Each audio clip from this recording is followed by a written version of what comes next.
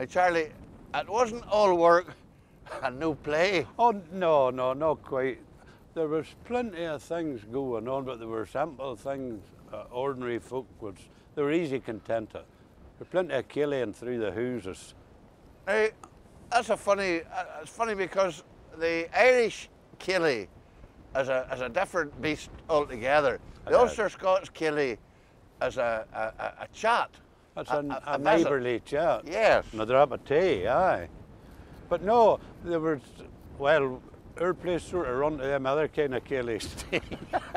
A lot of old boys landed with a whin of bottles of stout, and well, there was always somebody who could say a poem or sing a song. Yes. However poorly, but they sung it anyway. And there was always what we would have called a French fiddle or something. A harmonica. Harmonica. Yes. Mouth organ. But somebody went, away down into the bottom of my pocket. Out come that thing out for a man, calf and nails and steeples. You know the idea. And he gave her a blow or two. And they were all reasonably good players, like, but just the instrument wasn't kept in ideal conditions. Now, as well as the killian, people would have said he's never hoosed. Never hoosed. He's out killian. Plenty, aye. And plenty of wee country dances. Oh, there are a lot of dances. Oh, there were, surely. That was a big thing, maybe 2 a week. And I mean, you weren't coming home for them at 11:10 or anything. They went on to the, maybe 1:30, 2 o'clock in the morning. Well. And that was a man coming home for that and gone for a hard day's physical work after that. Yes. But you know, that's the thing about it, everybody could dance a bit. Well, speak for yourself. I tell you I wasn't even working on a stick.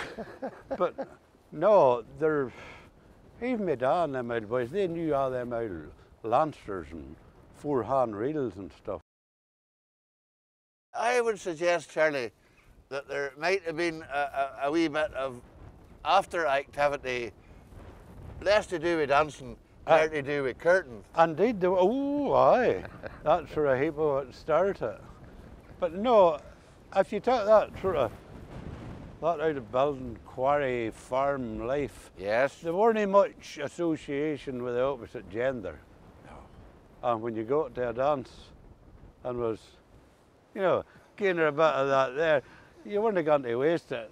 You said, are you sure you'll be safe enough going home for it? I didn't mind walking you home, Charlie, I mean, it's just on the edge of my memory. And I don't mind ever seeing it, but I heard people talking about it. Throwing horseshoes.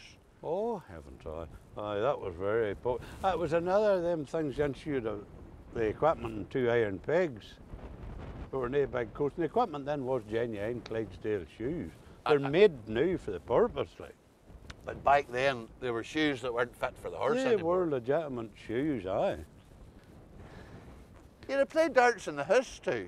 Oh, played darts in the house. The wife, folks' house was, one of the houses all the local boys come to play darts at. And, it was every night. Bob made the flights a wee bit of paper and stuff. It wasn't them £100 of gold darts that you get now. If you had a set of darts that had done your lifetime, Bob was trying to make flights and the Thames and stuff. But the biggest crack of all was the wife's granda, Andy. He wasn't that interested, but he wanted the light of the lamp to read. And that would have been a telly lamp? Oh, it was a telly swinging for a beam. But Andy got in where the light was, and he got stuck in there in the brew. And for that on, Andy took another course of action. There were an old Tommy helmet, an old war helmet belonging to somebody lying about Bob's house. Andy got around to see, throw away, boys. Sort of armour plated. Armour plated.